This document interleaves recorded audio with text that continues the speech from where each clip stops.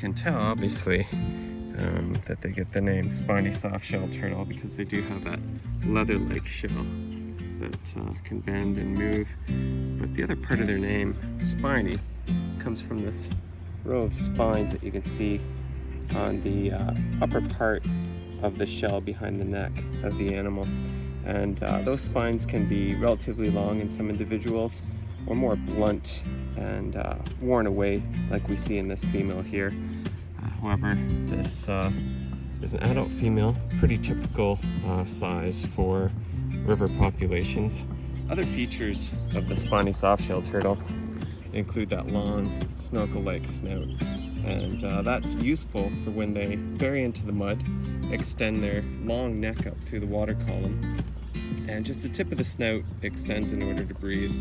So a really unique adaptation for an animal that has a very soft shell. So if they cannot protect themselves by having a hard shell, they need to find other means of protection. And it also has very sharp, bony plate for its mouth. So obviously we don't want to get bit by that, but it is very efficient during feeding, and it can tear apart carrion that it finds along the river. It can use it for eating crayfish and any of the other prey that they do come across in the river environment. So in addition to their camouflage, their speed, because they do have these very, very large feet that are mostly webbing. They are probably the closest of our North American freshwater turtle species to a sea turtle. There's very little difference between a flipper and what we see here.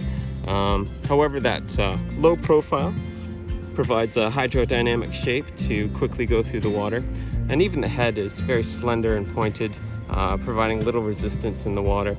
So we see an animal that is well camouflaged. It can glide through the water quickly. It can defend itself if need be with that sharp bony plate in its mouth. They have had about enough of research for today, and they want to get back to the river environment. So we will set this female down and we will watch her go.